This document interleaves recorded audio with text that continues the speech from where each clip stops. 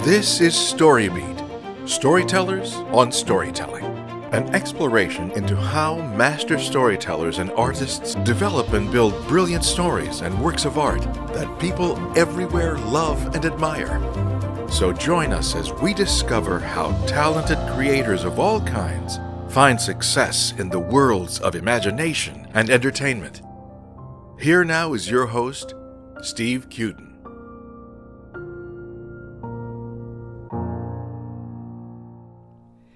Thanks for joining us on StoryBeat. We're coming to you from the Center for Media Innovation on the campus of Point Park University in the heart of downtown Pittsburgh, Pennsylvania. If you like this podcast, please take a moment to give us a rating or review on whatever app or platform you're listening to. Your support helps us bring more great StoryBeat episodes to you. Well, my guest today, Fritz Kiersch, began his career in Hollywood in 1975 in television commercial production, in the camera department working for Caleb Deschannel, John Hora, and other notable cinematographers. In 1981, he founded the Kiersch Film Group, where, along with producing partner Terry Kirby, he successfully directed and produced numerous advertising and corporate products. In 1983, Fritz crossed over into feature films, directing the original motion picture of Stephen King's Children of the Corn, which created a franchise in the horror film genre. This was followed by a number of feature films and eventually cable, television episodics, and other commercial film assignments. Fritz eventually turned to academia, establishing the film production program at Oklahoma City Community College and subsequently overseeing the development of the Department of Moving Images at Oklahoma City University. Currently, Fritz is the Assistant Vice President of Academic Affairs right here at Point Park University, where I have the good fortune to be able to watch him in action up close. So it's my great pleasure to have Fritz Kiersch as my guest on StoryBeat today. Fritz, welcome. Well, thank you, Stephen. Watching me in action up close is a very dangerous concept, so we should take two steps back just to help. I like your health. I like to wear Kevlar. So, what were your earliest inspirations and influences? What brought you into the world of entertainment, movies, etc., early on? Oh, it goes way back to when I was a teenager. And exploring with Super 8 cameras with my friends, just stupid activities like riding our bikes and jumping over tree roots and things like that, and making these little short recordings with our parents' cameras that are always used for family events and things like that. Super 8? Super 8, always.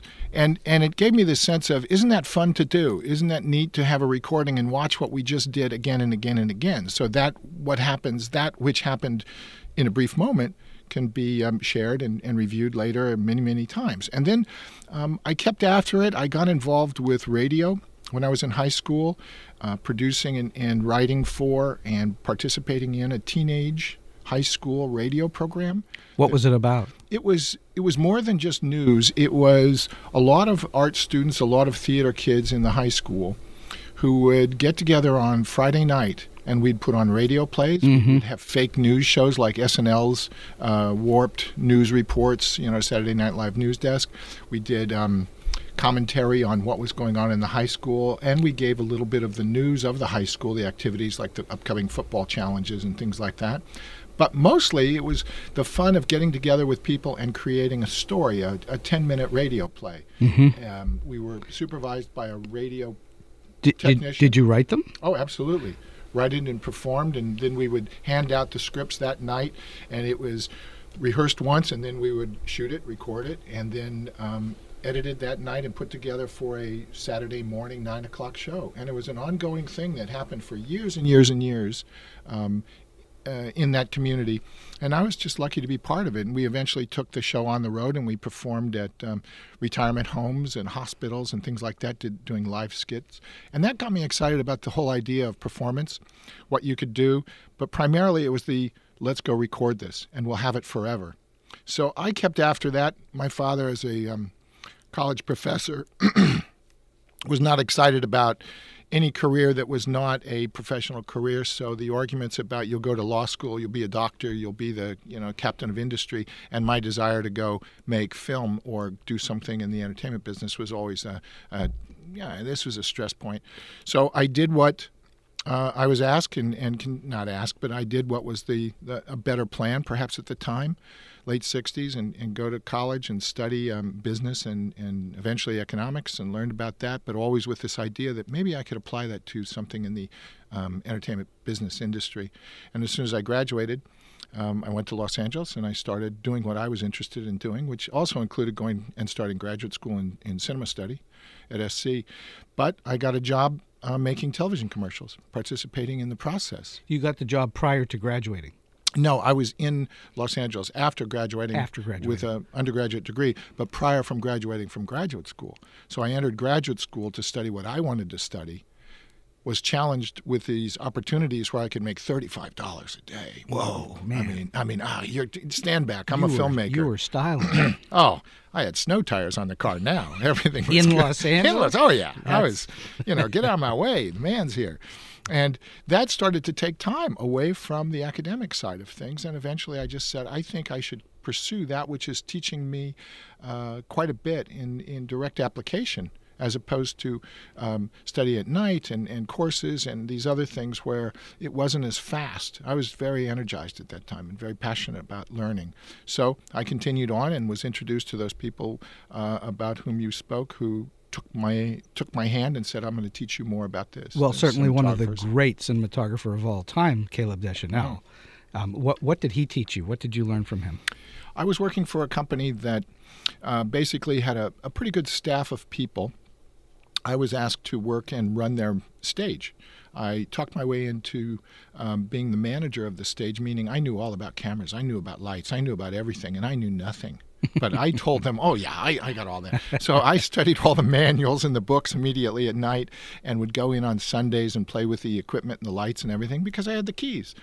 And he was the favored cinematographer for all the Pepsi, Coke, Pepsi, soap, Ace Hardware, Chevrolet, anything you can think of that we were making during the week. He was the cinematographer. He was terrific, and he was probably in his 30s, maybe late 30s at that point. And on weekends, he would work with his friends from college. George Lucas or Francis Ford Coppola. Yeah, and all these guys with whom he graduated in that class at SC. Right. Because he went to graduate school there. So because I had the keys and because I would open the door for him on Saturdays when we would shuffle equipment around, he would start seeing my interests in that, and he would say, okay, you can tag along with us. And so soon after kind of carrying cases, you kind of get to touch the camera, and then soon you prove your skill set, and he trusts you, because he was very strict on who touched the instrument and how you use the instrument. And you learn. Would he teach you things? Oh yeah. So you were. It wasn't like just do what I say, but he was actually teaching you. Initially, it was follow my instruction, and then later, I'll explain this. This is kind of neat because of my passion for what I was being introduced into, and two, I was using those Saturdays and Sundays on my own to sneak in and get the camera, take the leftover film that was not shot during the week, right, and shoot little short images of things like magazine advertisements. I would set them up and I would light them and I'd try to recreate exactly what the photograph reproduced. And then I would send the film in that night. My friend, who's a big-time editor now, was the editor there at that time, and he would take that off the reels before showing the work of the week to the advertising agencies. Then one day we got caught, and everybody said, what the heck is this? Why is there a bowling ball? What is that? What is it? So we had to fess up, and they were very nice, and they realized that the editor and I both had pretty good skills at this.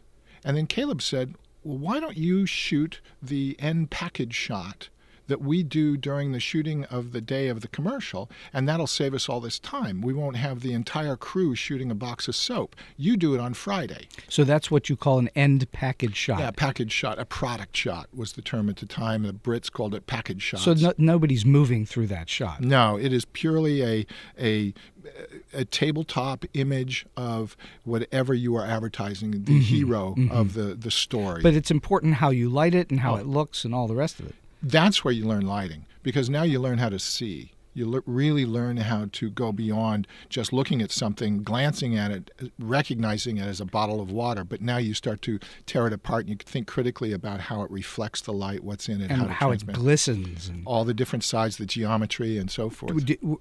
There was video assist in those days? Yes. No video assist. This was purely by eye with exposure meters in your hand in the light and knowing the value of reflectance and all the basic science of photometrics and phototonics. So you truly didn't know what you did until it came back from the lab. The next day. And how frequently would you do something in those days and it would come back and you had to redo it? Oh, we had an assignment finally from Hasbro. Hasbro Toys made a doll that tanned. A doll that tanned? Yes. As soon as it was put in the sun, it would Lord. tan. So they wanted to experiment how this would record on film, how to show this, feature of the doll in the advertisement. So we were assigned, the editor and I, to shoot all kinds of shots of the tanning process. Did it come with a Mai Tai? No. We got like 10 of them. And the trouble was, or the problem we discovered with the chemical applied to the plastic was that as it was used, it would tan faster. So it got down to, at first, maybe it took a minute for it to show a change in color. But eventually, after repeating it and reshooting, it would tan in 12 seconds. So you'd have no time whatsoever to literally turn the camera on. And before this thing would go, whonk, it would just turn, dark and tan-like.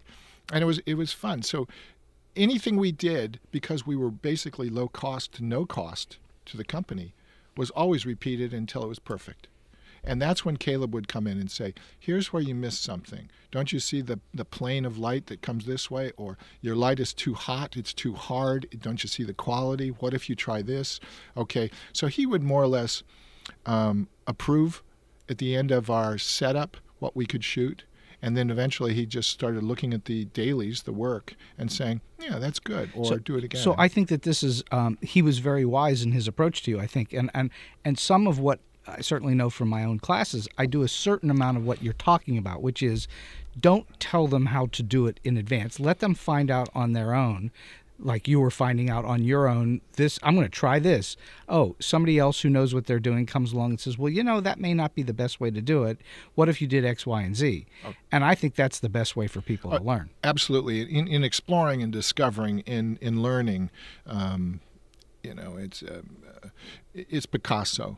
You don't seek, you find, right. You discover. Sure. And this is the process, and this is what you do. And if you just take, for example, if we move into the theatrical side of it, if we get in with human beings or any other recording process, you think of words like the Germans use probieren. That's the word for rehearsal. But if you translate it, it means to try. It's to, let's see what happens. Well, that is truly what rehearsal is. Exactly. So let's apply that concept all along. Let's see. Nothing is fixed. Nothing is ever really completed. What I see frequently are people who when they do try, they are afraid to fail, and I think failure has value. No. There's magic in mistakes. You can quote me on that. That's one of my mantras. There's magic in mistakes. Yeah. Yeah, I think that's right. That's exactly what happens all the time. You do something and something is moved. Everyone says, "Oh darn it! Son of a! Look at that!" And now you've got that which is better than you thought you were going to achieve because you've stumbled into it. You've fallen into it. Well, A plus B equals D. Oh, all the time. All the time. All the time. I think that's correct.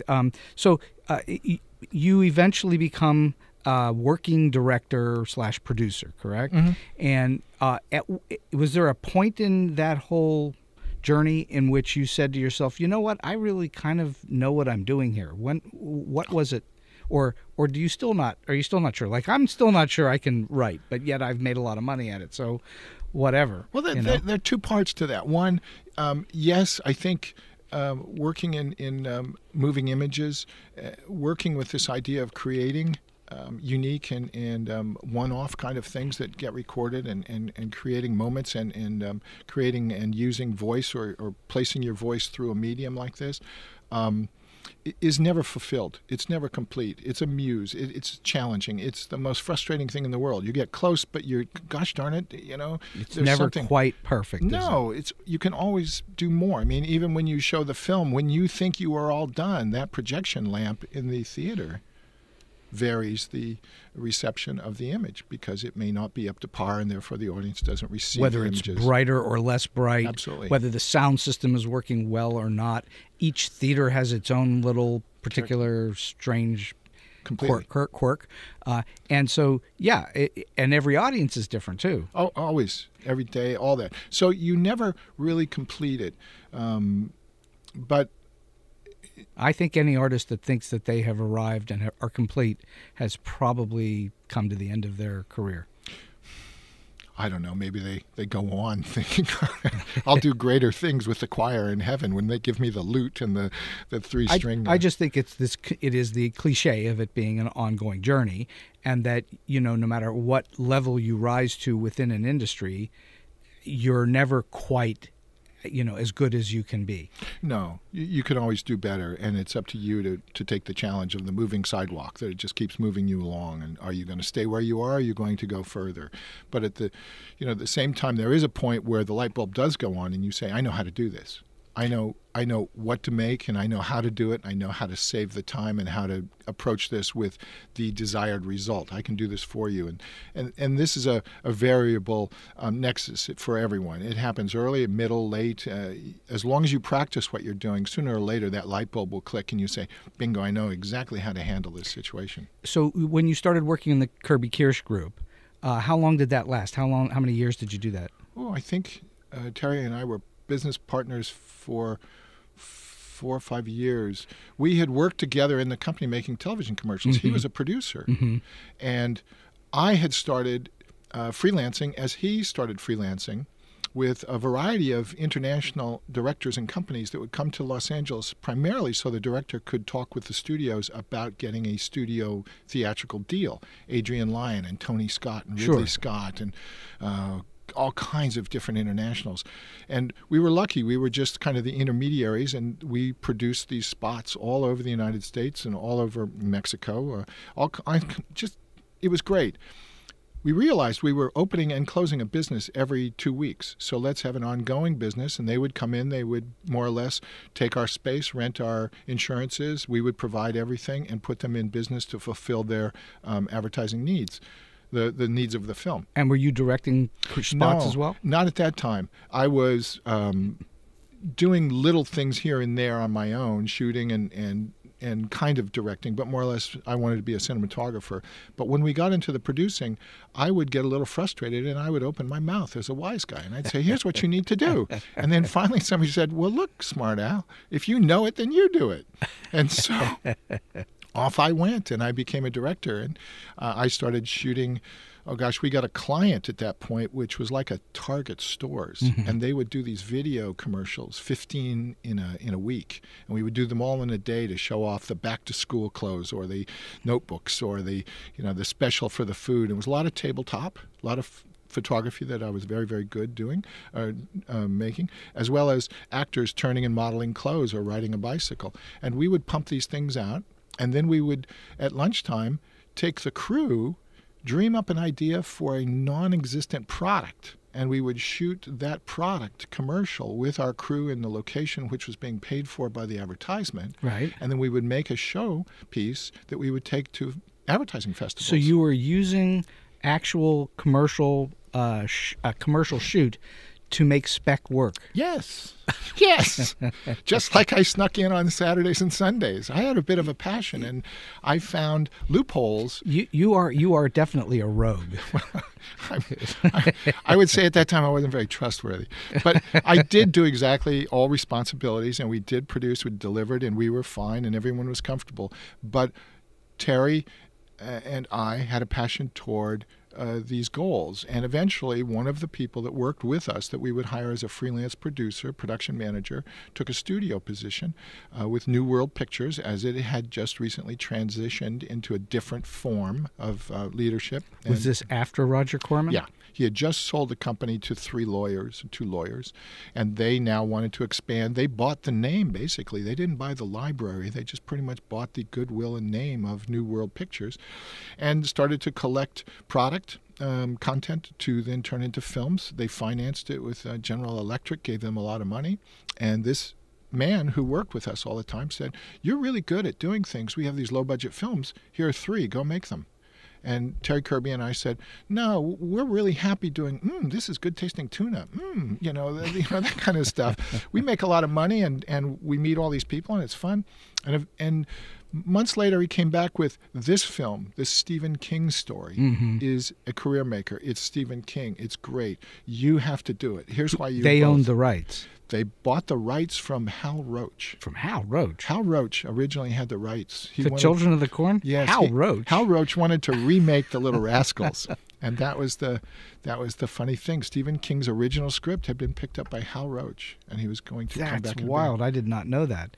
So Hal Roach must have been 100 years old at that time. I never met him. I don't know. I mean, I thought he was terrific because that's what I grew up on, all those little shorts and those kind of things. But did he think Children of the Corn was going to be a Little Rascals movie? He may have imagined that he could take the comedy, remove it from his, his milieu, his history, his persona, his products, and go the horror route, but with kids because he knew how to handle children. Sure. That was, his background. So it was eventually rewritten, refunded, a syndicate was put together, and the script came together by another writer who took Stephen King's concept of the script and put it into a true 3-act traditional form structure, because that's not what it was. Gave it the requisite plot beats and turnarounds and other things. But the studio said, "Here's how much money we have. We have $1. Can you guys go do it?" And I think that's the reason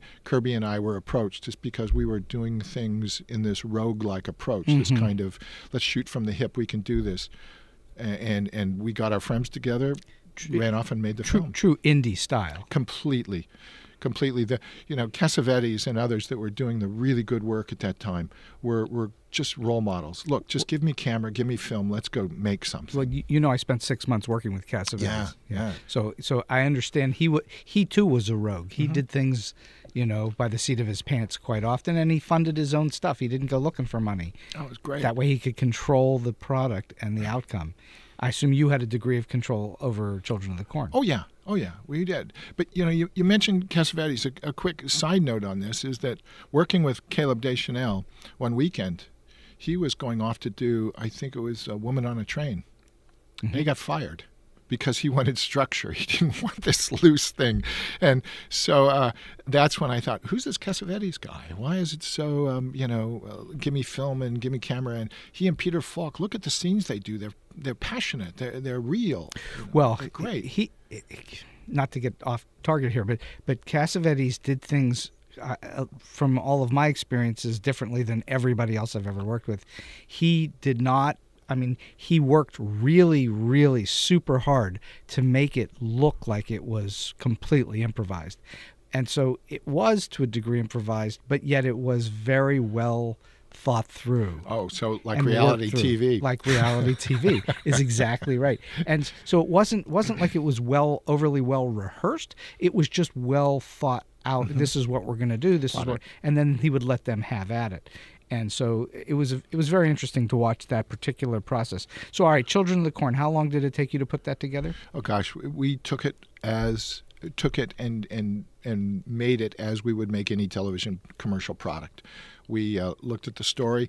We said, let's dedicate 5 to 6 weeks, I think, to planning it. Let's hire the people with whom we are comfortable working in television commercials, who trusted us and would work for us at certain rates and so forth, and would be fun when we were in some place. Literally, after we were given the assignment by the studio, after meeting with them, Terry and I went downstairs to a restaurant below the offices, the first offices of the company, and drank a beer and talked about it and said, how much do you think, here's the budget. I think it was under $1 million or something, really low. Most of the budget went to Hal Roach, went to the financiers, Stephen King. So we were allowed maybe 2/3 of the full amount in which to actually produce the film. And we started to mathematically approach the question. And then we thought, yeah, we can do it. So let's go do it. And I think that was like Thursday. And I think Monday we were on airplanes to Iowa, Texas, Illinois, looking for cornfields. And we spoke with film commissions around the country and eventually ended up where we shot the film. Where did you shoot it? South Dakota and Nebraska, I think. Is that right? You're asking me. You were on the set. We were on the west side, Sioux City, Iowa. Sioux City, that's Iowa. where we were. We were based in Sioux City, and we went in both states. So you could have almost done Field of Dreams at the same time. Could have. I was waiting for the call. Well, so all right. So now, how long was the shoot itself? Oh, 4 weeks. 4 weeks. 4 6-day weeks that were exhausting. And they were exhausting because of the mechanics. When we looked at the locations, when we scouted and decided we would go to Sioux City as the base and travel up to 30 or 40 miles to a location per day, everything was great. It was gorgeous corn. It was wonderful fields. Everyone was nice and so forth. And then in returning, whenever the pre-production had finished, my gosh, it's all dead. The movie is about, and we don't have. You didn't think to yourself, this is really growing corn, and they might cut it down at some point? No one tells you about God. You just go. Climate? No, we don't care. Let's do this. We were so impassioned. We can do this. So suddenly we had more people in the art department painting green onto the corn stalks and holding things up and shooting one day on one side of the road because the field was great and it was green, the other side being fallow, or coming back the next day and finding out that which you just shot had been cut down because locations didn't really coordinate with the ownership of the property. And it was a constant turn. And then again, you have children. So you have 2 or 3 body doubles or acting doubles, and you would bring them in to shoot a scene while the lead character, the star, the child, would be in school or a recreation time or whatnot. So it was just a quilt of issues that finally came together. How many productions of any kind have you ever worked on in your career that weren't full of compromises and issues that you had to deal with? They all are. All of them. They all are. But this being the trial by fire, it's, oh my gosh, what do we do? And it was a much longer form than you were used to, so you had a lot more just stuff to deal with. Tremendous amount. But I'd find actors who understood it. My idea of it was that being in this particular financial category, this restricted category, there are a lot of great films over time that were, historically important because of being restricted by finance. So let's make an homage to them. Let's do something that recognizes stiff performance, certain single shot scenes, certain approaches that are not too flashy and whatnot, and effects that are not, spectacularly expensive and beautiful. And also at the time there was no digital, so we were working with Oxbury printers and things like that to make these cheap effects work. Mm-hmm. So we worked toward that. That was my goal. I mean, conceptually I had just 2 basic approaches. The idea of where camera would be, placement, things that looked up were bad and things that looked down were good. That was our evil and our heroes. So angles are set up that way. And we would make a recognition of the, Plan 9 from outer space kind of approach to making movies. Were you very well planned out before you went into production? Storyboarded everything. So you knew exactly what you're doing when Every you got shot. And how often in the planning, or I should say in production, how much did the planning ever go out the window? You had to punt and do something totally different? All the time. All the time.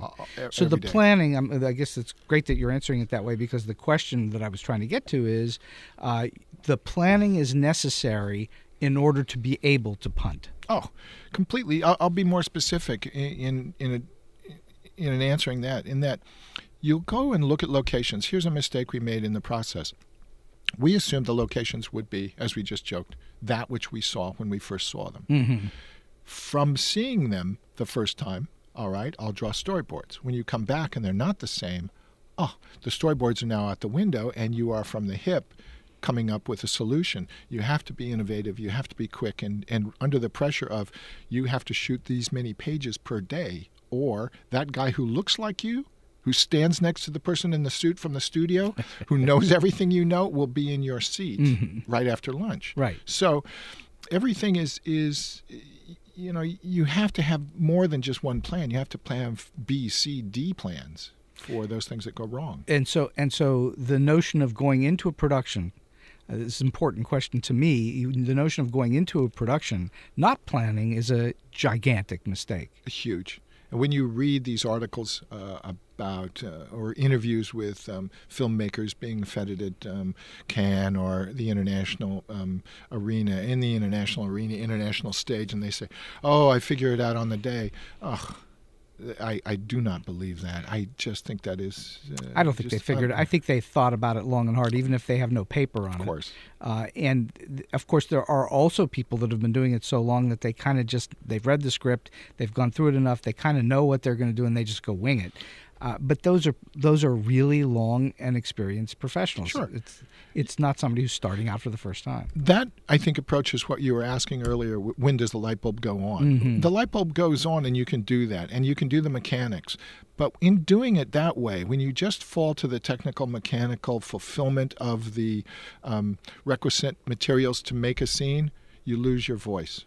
You forget what the scene is about, what the drama is about, what the point of view is. And one of the things that I hold dearly is this has a theme. This that we make has a theme. It has a purpose. How do we express that throughout every scene, culminating in the theme scene about 3/4 of the way through every film or every product, where we really do develop our voice. We bring to the audience a perspective hidden within all of this topographical, superficial activity, characterization of evil, of good, of action, of romance, whatever it's going to be. Theme or purpose is it's just, that's what you must do. Well, and if you're only, as a director or a producer, if you're only concerned about what are the mechanical aspects of your production, you're in trouble, because you're not going to be able to get to the expression that you're talking about. Oh, absolutely. And TV used to be that way. When I was involved with episodics, you were directing traffic to get the requisite images for the editor, for the producer to provide the story points that would make the television episodic good. Now, I think that's gone away, and voice is incorporated into the process much more strongly. I agree, and I think TV has become infinitely stronger because of it. And TV is now where people go to get great storytelling, and features are where people go, the theater is where people go to see big spectacle.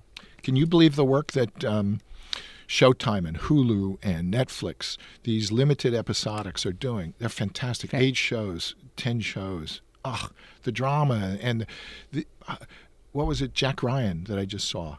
Is that Netflix? It might be Netflix or one of those.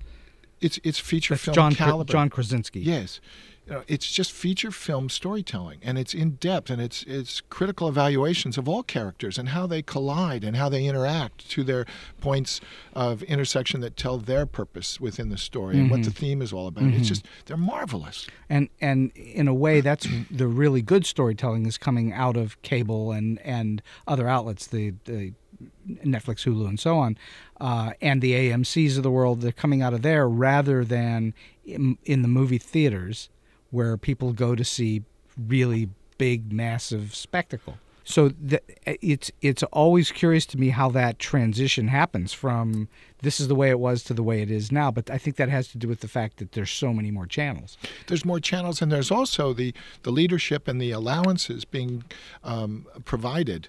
I'll use that word because I think it makes sense.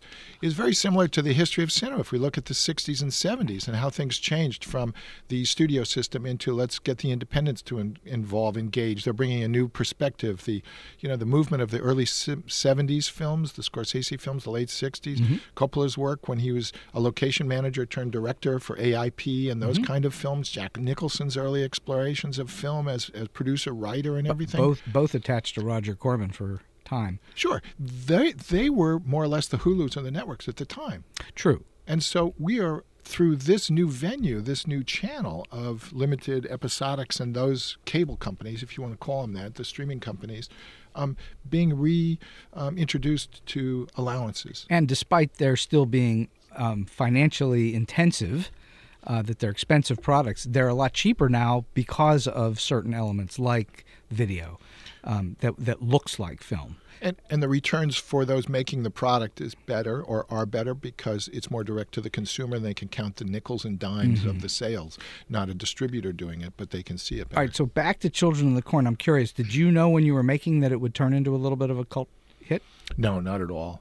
Completely. I mean, I don't think any of the products and the opportunities I've ever thought forward about the success factor or speculated. I looked at them as opportunities to tell a story and exercise and make a film and try different things, always trying different things. So then are you surprised by how well known it is, how well it's traveled and how well known it is? Oh, yeah. You're surprised by that? Absolutely. And that people actually have seen it. Lots of people have actually seen it. Yeah, too many. Too many. Too many that, I no one knows what I look like, but when people hear about it, they always talk about their personal experience, having seen it or something about it. And it's nice to hear, but I always feel guilty. I'm sorry you sat through that because I've seen it over the years so many times, and it's. Do you feel like you've wasted their life in some way? I owe them money for the ticket, at least. Yeah. So, all right. So, producing and directing, a lot of it is about handling pressure. Mm-hmm. How do you have a technique, a method, a way of dealing with pressure? Well, early on, I think.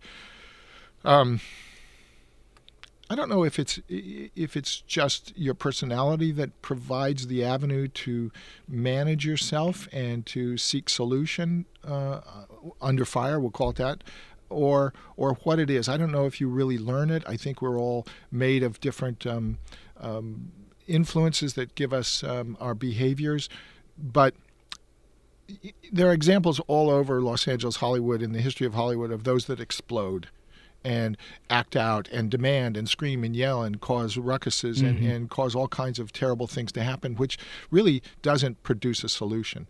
So early on, I realized that getting angry is not going to be effective, that all we're doing is wasting our time, that we must seek solution. Yes, we have a problem, so what is the solution? A producer that I worked for out of England once said, every problem has a solution, and if it doesn't, it's a fact, and we live with it. And so let's just go on. That's a great line. It makes sense. I mean, you're demanding that the sun stop going down. And because you wasted time earlier than the day and you needed this beautiful shot at sunset, well, you can't stop it. It's a fact. It's going down. What are you going to do? Well, let's plan on bringing some lights in to recreate the sun, and we'll change the angle. We'll do something that will modify the image that will allow us to recreate our goal. So I would say that you're a person who's a pragmatist. You look at the situation pragmatically and try to find a solution to it rather than flipping out about it. Oh, I think so. I think always, there's an anger, there's a frustration. I didn't get what I wanted. I didn't get the red bicycle for the holiday gift, but at the same time. Now I know what to get you for the holiday. Better be a big one with 3 wheels because you know how life is. But you have to think in terms of solving the problem, because you are up against much bigger mountains to move than the little problem that's in front of you. That's a very small issue. The big issue is you've committed to make a product within a certain period of time with these resources, and you are wasting those resources and that time arguing over something that can be repaired. So immediately think right away, what's the solution? How do I do this? And this is where I think the good filmmakers are. They are always inventing alternatives. I think that's 100% correct. Have you been involved in situations that were just disastrous? Oh, many, many times. So, give us an example of a disaster that you went through and how you worked your way out of it, how you resolved it. I don't know if I've ever worked my way out of all of them. Gosh, I'm trying to think of one that sounds like I have a solution that I've just espoused. Or tell us one that you went through that you didn't solve. In producing television commercials once as a freelance person, I was given the opportunity to make a product commercial or a commercial for a candy product out of England, and it required a football stadium card trick effect. Okay. So at the time, there was no digital greatness. There was nothing that would really do this outside of we have to do it analog. We have to get 5,000 people in a stadium and teach them the card trick. I bravely raised my hand. I can do that crap right away. I know everybody, right? I'm this cocky, stupid 29-year-old. So I hired the UCLA card trick team. Okay. I gave them the text, and they created the card tricks. Fantastic. They showed me kind of like models, pictures, how it would work. It was beautiful. I found a west-facing stadium so that the light would be correct for the day, that the sun, we wouldn't shoot in the morning, we'd shoot in the afternoon, right. So the light would fall on the cards, the camera being across the stadium in Utah at Brigham Young. Okay. Hired the stadium. Now I just need a few thousand people. So I put the word out with the church, newspapers, radio. I got commitments from all kinds of people. I brought the crew in from England, hotels. Everything was great. The cameras were all set up. We were under these curtains controlling and diffusing light early in the morning to shoot the packages of the candies. And I kept looking for the people. And I saw these groups of sixth graders come in with Flintstone lunch boxes, like 50 of them. Good, they're coming. And then I'd go back to watch the package, and I'm waiting for the sound of the crowd, and I keep looking behind the curtains, out of the curtains. There's no one there. And eventually, nobody showed up. So I was furious, and everyone was furious, and I was the worst person in the world. I think we got maybe 1,000 people, not enough to drive the cards. So powwows, and decided that, with the candy company involved, of course, the clients, that we would come back in 2 weeks, that if I could get the requisite number of people, this would work. So I stay in Utah, and I work, and I talk to radio, and I talk to television, and I go to the people on the street, and I'm handing out money now. Initially, it was all volunteer. Now I'm giving money to everybody who would participate. I get 2,500 people to show up. Wow. The idea being, we'll move the 2,500, we'll seat them in the low portion of the frame, do the card trick, move them to the higher portion of the frame, recreate the routine of the card trick, and marry the two images together optically. So we don't need 5,000 people, we need 2,500 people. Right. And 2,500 people show up. And we go through the routine, and everyone's patting me on the back, and it's fantastic. It's great. Duke, you're wonderful. But it's also 97 degrees outside, and people in the audience are screaming, water, water. And I forgot. Oh, yeah, you have to feed them. So I send out the production assistants to buy cases of water, and they came back, and they started on one side of the stadium. I said, no, start from both aisles and work in. They started on one side, and so there was a land rush for the water. And they all left. They all left. And they never moved to the upper portion of the shot. So I got half the commercial, the lower half of the frame. And again, that was it. I was in big trouble. So I worked through some Hollywood people, and I took all the money that was to be paid to me, and I gave it to them, and we came up with this optical trick that we did, and with miniatures and things, and it actually worked out, and the candy company got their product. But it was the worst experience of my life, and I think I was 28, 29, something like that. Did you think your career was over? Completely. You failed to take the mountain. You failed to do the assignment, and that is just not acceptable. In Hollywood, there is no. If you agree, you must do, and therefore you fail. That's it. And word travels fast. If you failed in anything, everyone knows. It really is a very small town. Oh, yeah. And the industry itself is even smaller. Hollywood is small, but the industry itself is tiny. And word does travel. And if you screw up, everybody knows about it. Yeah, and you have to sit down. You get a timeout for a few years. And then you're able to work your way back or reinvent yourself or do something tangential or from the fringe or something like that until people trust you again, because there's too much riding on every assignment. You are trusted by the person for whom you work, and they are being trusted, or there's trust in them by someone for whom they work. So it's a pyramid. Okay, so directing is really the peak of a collaborative act. You're dealing with other people. You're collaborating with cinematographers. You're dealing with sound people. You're dealing with actors. You're dealing with producers. You're dealing with money people. You're collaborating in a very large way, and most roads lead through you, the director. What would you say are the how do I say it? The better ways to look at how to be a good collaborator? Well, the roads that lead through you, everyone has a point of view and a taste. And that's one of the fun things about being in the chair of the key aesthetician. You get to hear all the ideas and make the best possible choice. The best possible choice for the best possible outcome. The outcomes being weighed by your particular point of view when you initiate and when you start. I'd like to say these things, and then the influences from all the people, even the person who gets coffee at the craft table or makes the coffee at the craft table has a point of view. Sure. And you gather all this and you use it. I think that's the smart, most collaborative, most successful way to go about these products, because your audience is made up of the people with whom you work. They have unique ideas, as your audience, your eventual audience will. Therefore, listen to what they have to say. Don't be a despot and say, mine and only mine. Because I do see that. I certainly see it in our younger students too often, not always, but too often, where it's what I want. It's about me, the director. It's all about me. And it really isn't. It's really about working toward making the story as good as possible for the audience. Oh. And so when you were working, for instance, with Terry Kirby, that was a collaboration. Sure. Right. And so it's a little bit like a marriage, is it not? Completely. You are connected at the hip.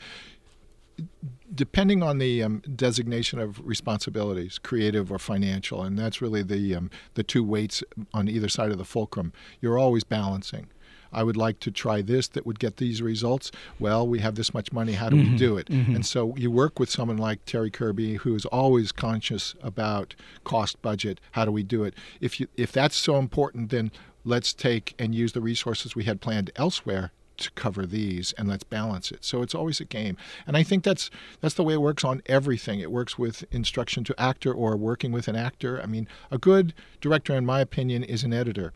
They talk with the actors about certain things, agree on certain behaviors in rehearsals or before you shoot, and then stand back and watch that and say to the actor, I did or did not see you do that which we agreed upon, as opposed to, oh, here's how I want you to do it with a line reading. Well, you'll be in the trailer really fast if you start telling people how to do it. But if you lead through review of the plan, then everyone contributes, and no one is more happy than the person who contributes. Do you, as a director, feel a little bit like a psychologist? Every day. Every day. You have to look at it. One of the things that you mentioned that I think is to explore a little deeper is the idea that the audience has a role in it. Reception theory is extremely important in making product.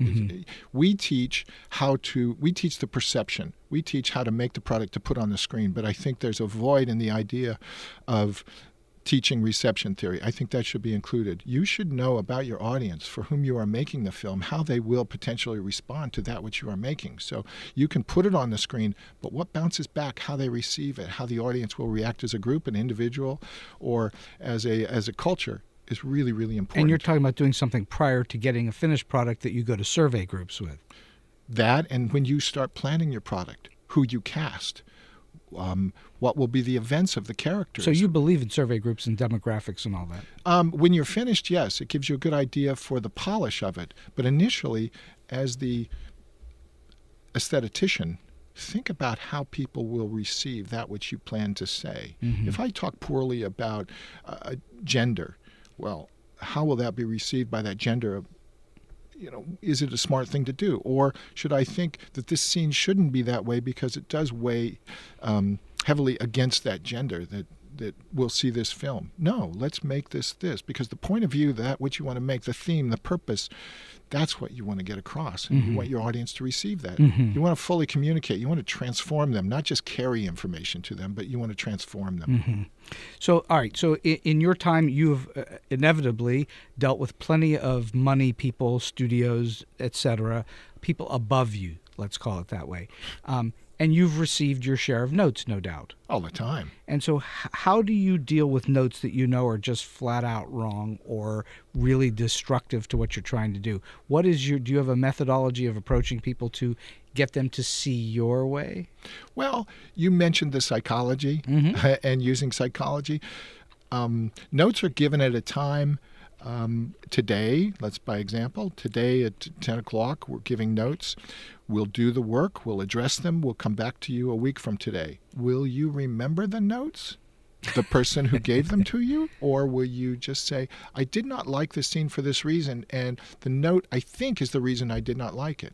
So you take the note as a kind of a general taste. What's wrong here? Is it really that they don't like the reaction of the actor, actress, or the image, or is it their girlfriend that's not in the shot? And therefore we must include the girlfriend. What does it the note really mean? Mm-hmm. And then you apply the best possible solution to that. Sometimes there are specific notes. Remove every shot of Bob Downey Jr. when he made that face, because it's not good for him nor his character. Right. Okay, fine. We can do that. And let's find alternative footage of him looking better. Mm-hmm. That's fine. But if a scene is really about, or the note is really about something in the scene that is the inclusion of, I don't know, somebody or something that's specific for the person who gave you the notes, and why? Well, so what you're alluding to, I think, is, and it's true for all businesses, not just in this business, but it's really prominent here, is the notion of politics and the politics that you play. Who's the person that you have to pay most attention to? Who has the power? What is it that they're trying to accomplish that maybe you don't understand, that you're trying to service that in some way? That starts at the very beginning of the process. When you are casting, when you are hired, when you are consulted about engaging, taking on the assignment, or making a deal to do this, you start figuring out why people want certain things to be done. But ultimately, it's all about reception theory. How will the audience react to certain things? So you have to think about, okay, we can include or exclude these things because it does this for the audience. Mm-hmm. Where's the point of view being expressed? All right, so now let's move into get off of Hollywood for a bit and talk about academia, which you've now spent quite a few years in. What would you say are the major mistakes that you see novice filmmakers making on a regular basis? Well, you brought them up. You brought up one that's very important, which is non-collaboration. It's my idea, and I do it my way. Mm-hmm. Because I think they've been taught, or they've been influenced by historical film and characterizations of directors or producers in the media, that they stomp their feet and they wear riding boots and have a crop, and they're these kind of people. Or they Von think Stroheim. Yes, they have monocles. Which I want a monocle. I think it's kind of cool. But I think some of that,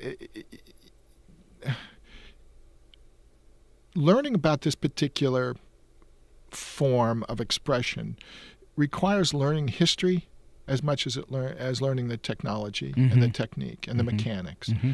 When teaching only the mechanical side of it, you forget. I should say it this way. In teaching just the mechanical side, you're never introduced to the historical, which preceded everything you do, which probably in those products, in those things that came before you, are the answers that you seek. So learn the history, see what others have done, see how they did the same kind of expression, what you want to say. How did they do it? What's neat? Silent films did everything mm-hmm. so much better than what we do today. Mm-hmm. They're just remarkable in terms of a library, a bibliothèque of technique and method and voice and passion and all the kind of things you want to do. Well, because they were telling stories without words usually. But you had a camera, and the camera was being used in inventive new ways. I mean, look for the very first dolly shot, the very first close-up, the things that got us away from the proscenium approach that replicated and mirrored what was done in a theater stage. Right. So I think history is very important, and I also think studies. I think the idea of the theory of what you want to say should be taught more, and ethics should be a major part of what students have to learn. They should be responsible or be aware of what they are saying will be globally viewed, and therefore their point of view should be, or they should temper or use the medium to realize that, well, let me say it a different way. They should be responsible for what they have to say. Mm-hmm. People should not just be out there shooting guns and blowing off heads, realizing that that's a cool thing to put in front of people. Well, I think what part of it is when we see it all the time here in our great cinema school, and that is that someone who's 18, 19, 20 years old, no matter how many movies they have seen in their life, they really haven't seen very much, and they have not been exposed, no matter how much they've looked at and read, because they've only been around for 18 or 19 or 20 years, and they've really only been paying attention for the last maybe 3, 4, 5, 6 years, really paying attention, and maybe only for the last year. So their exposure to those things is very minimalized. Mm-hmm. And yet sometimes, because they have the great energy of youth, they think they've got it all figured out. And it's our job to say to them, wait a minute, this has been done before, and it's been done this way, and here's how you can learn from it. Yes. And I do think that as educators, it's really important that we do give them history and where this comes from. So, A, so that they know, and B, to save them the time and energy of saying, I'm doing something new that it's been done 12 times before. Exactly. You must realize that, or a student must realize that I think their job at university level study is to learn how to think critically. Mm-hmm. It's not necessarily to become a specialist in one thing. It's to learn about how to approach the questions and think critically about the questions, to find answers, to go below the superficial. The answer is yes. Well, no, it's not just yes. If you say yes, look at the impact of saying yes. And let's think critically about your answer yes and what that will do.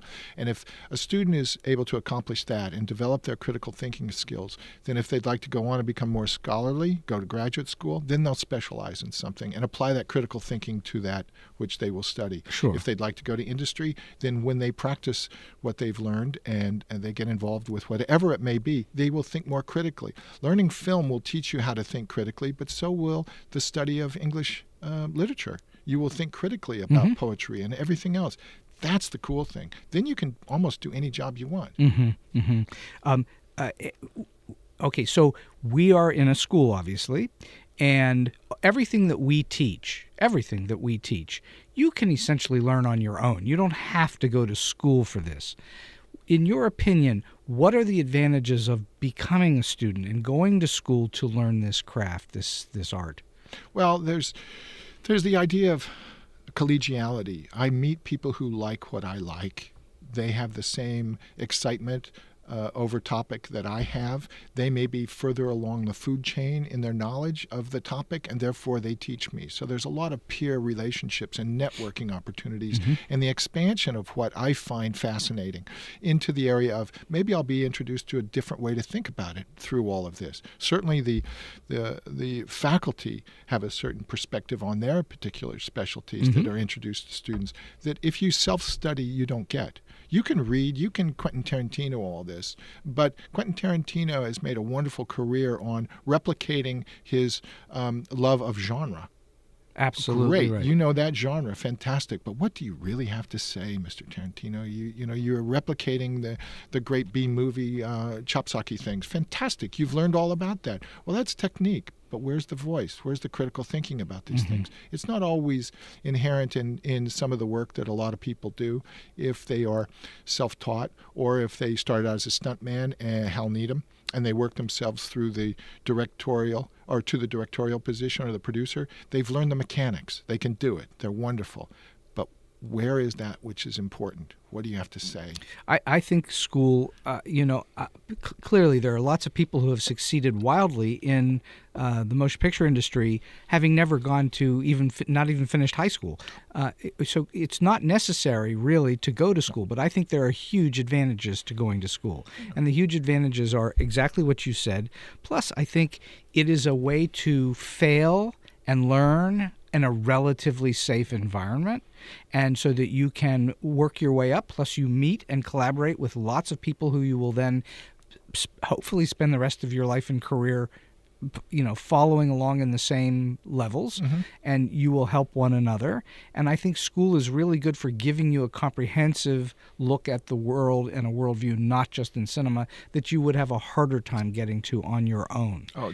So I think school has huge advantages. Again, I'm a big advocate of going to school to learn this stuff, but I also know that you don't have to, but I think there are big advantages to it. Oh, tremendous advantages.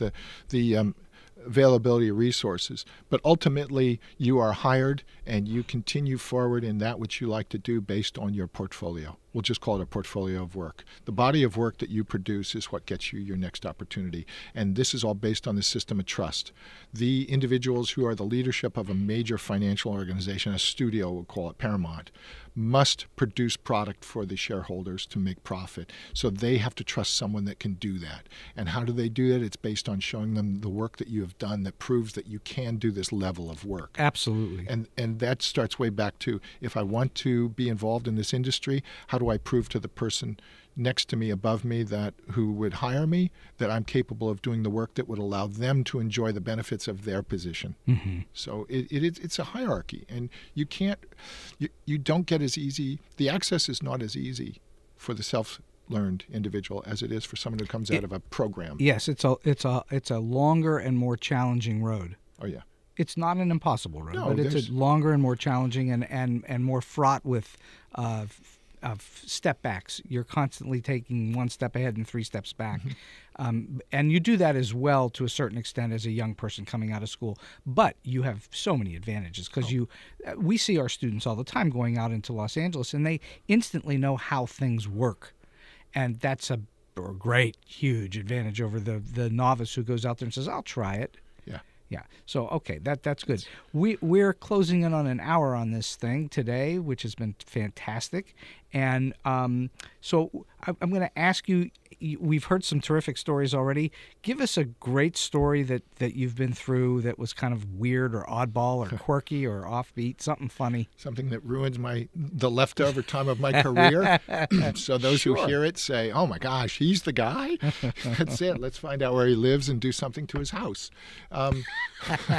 That doesn't involve toilet paper? No. So it brings in that thing. I told you a little bit about this terrible experience I had with cards and children and making this commercial for a candy company.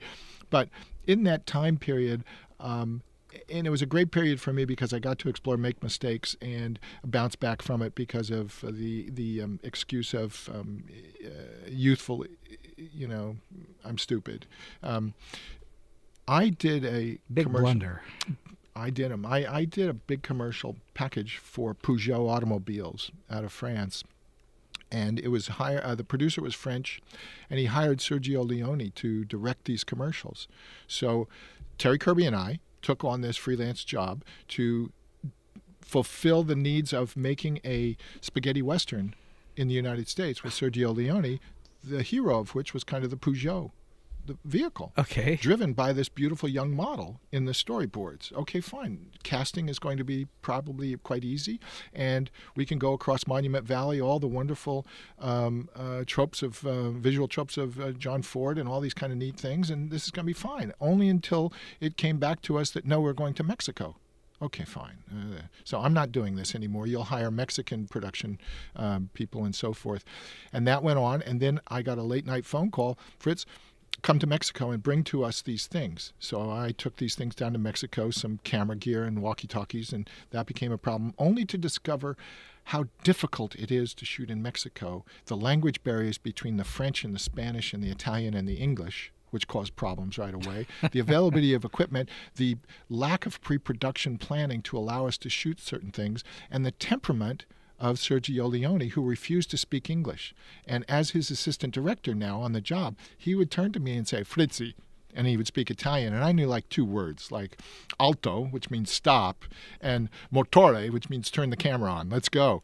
And he got fascinated by this model that he had hired. And she was about 17, 18 years old, and therefore she traveled with her mother as her guardian. Right. And we traveled in buses. And now we were to cross from Acapulco to Mexico City and shoot along the way, making up what we would do based on what Leone saw territorially, out there in the landscape. Here, let's place. With no location scouting ahead? None. Oh, wow. So he would dream up things, and we'd be whipping along the road 3 vehicles deep.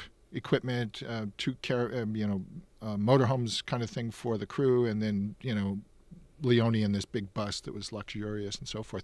And he would just say, Fritzy, alto, here, shoot. And we would pull out, and he would somehow, through sign language, we would figure out what he wanted to shoot.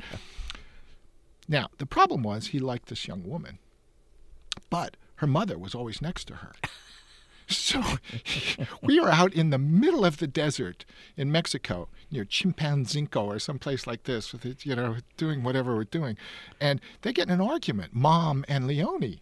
And, of course, she's speaking Spanish and he's yelling in Italian, and there's just lots of hands and screaming and yelling, and this is it. And so we get on the bus and we drive to the next place, and I think, okay, that's all over, and everybody's cooling off, and then the argument starts up again because, of course, the cast is in the lead bus.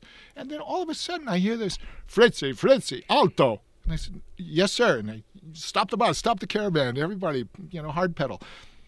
And he points to the woman and he says, Fritzy, out. I said, wait, what? He goes, out. Throw them out of the bus.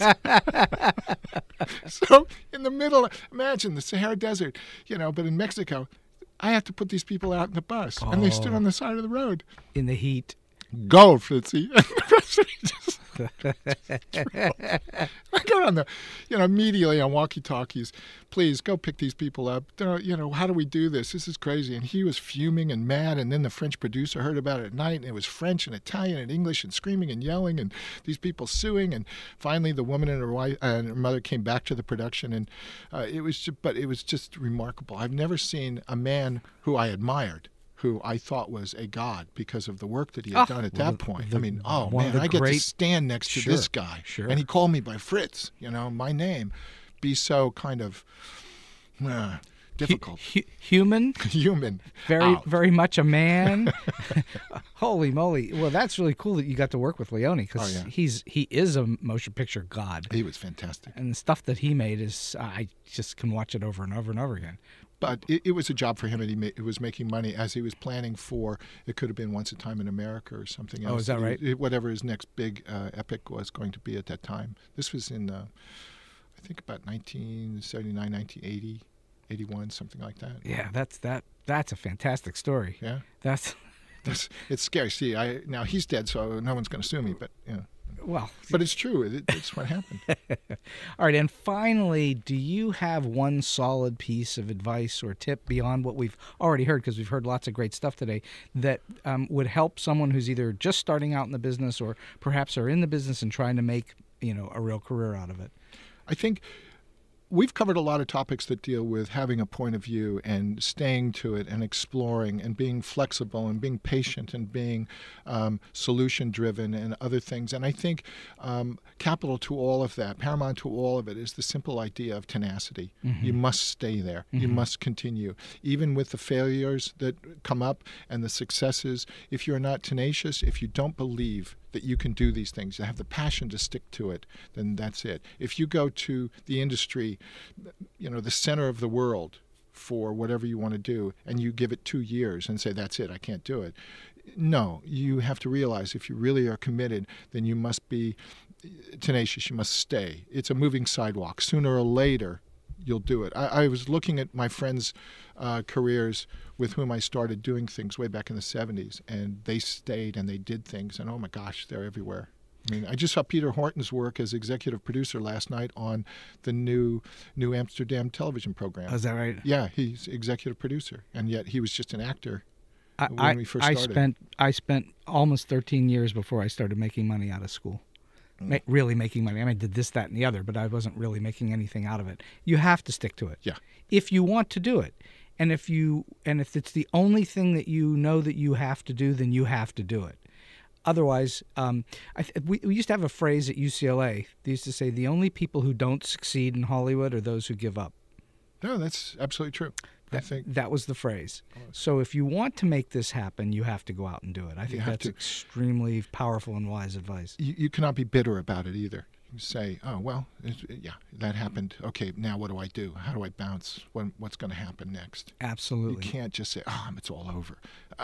The people didn't show up for the card trick. Oh, it's all over. Leone threw that woman out of the bus. Oh, it's all over for me. I'm never going to see light of day again. No. Once it's in your blood, it's very hard to get out. Yeah, it's a terrible muse. Yeah. I think of it as an addiction. You're kind of like stuck in it once you're in it and you can't get it out of your blood. That's it. Yeah. Even if you work in allied areas, you're still in it. Absolutely. In academia, we are still in it. We are making X number of films instead of one a year. We're making all these student products, and we're helping and we're developing the next voice that can do certain things, and it's terrific. If you work in a studio position, an administrative position, you're still developing. If you're marketing, advertising, you're still involved in it. I have lots of friends from early years who went through film school that are in the allied areas.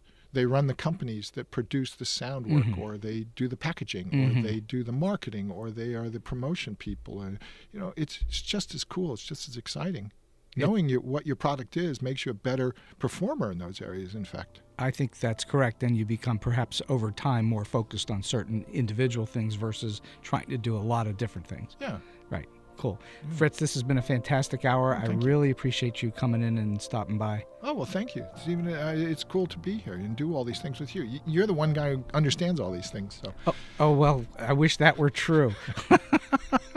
Anyway, thank you so much. Thank you. Have a great day. And so we've come to the end of today's Story Beat. If you like this podcast, please take a moment to give us a comment, rating, or review on whatever app or platform you're listening to. Your support helps us bring more great episodes to you. This podcast would not have been possible without the generous support of the Center for Media Innovation on the campus of Point Park University. Until next time, I'm Steve Cuden, and may all your stories be unforgettable.